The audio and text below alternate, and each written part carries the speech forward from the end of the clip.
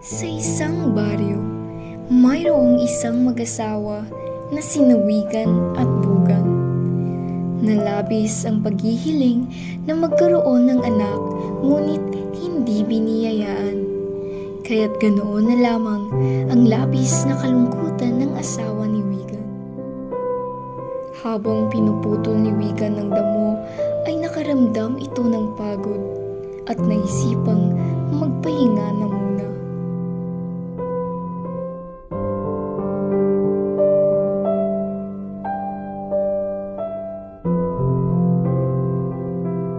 Ngunit sa kalagitnaan ng pagpapahinga ni Wigan ay napansin niyang nawalay ang kanyang tingin sa asawa niyang si Bugan at kaya't hinanap niya ito.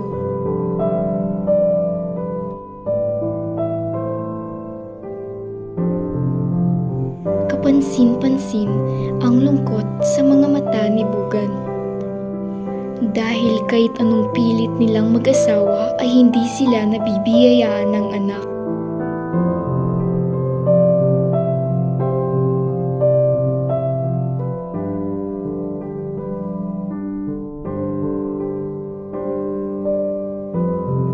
Napaupo si Wigan at tinanong kung ayos lang ba ang lagay ng asawa nito. Ngunit hindi ito binigyang pansin ng asawa at naglakbay papalayo sa kanya.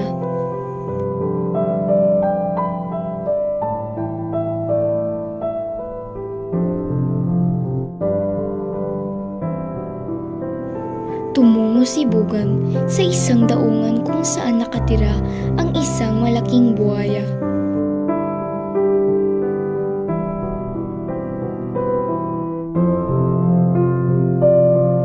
Hinihiling ni Bugan na kainin siya ng buhaya dahil hindi siya nabibiyayaan ng anak. Ngunit hindi sang-ayon ang buhaya na kainin siya, kaya't si Bugan ay umalis na lamang.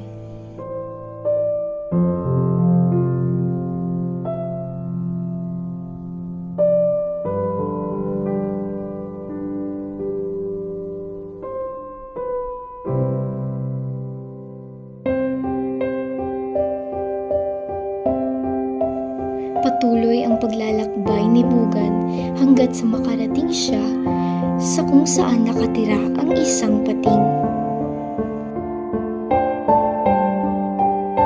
Si Bugan ay humiling ulit na kainin siya dahil hindi siya biniyayaan ng anak. Ngunit hindi sang-ayon ang pating sa pinapagawa niya, kaya't umalis na lamang siya.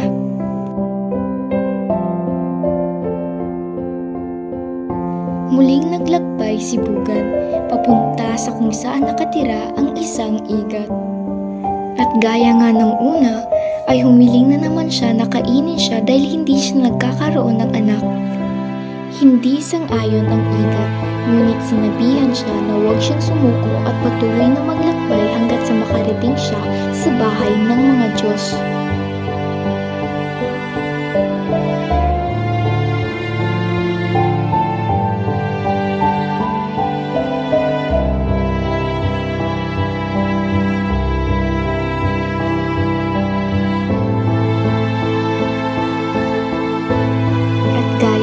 Sinabi ng igat ay sinunod ito ni Bugan.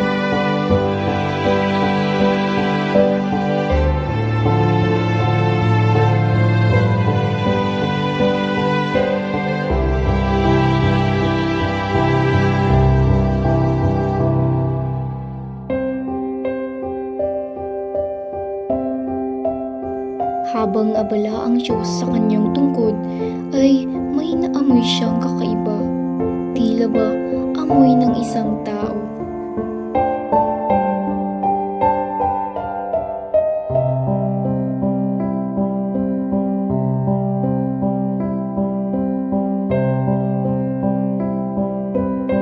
Tinanong ng Diyos kung bakit siya narito.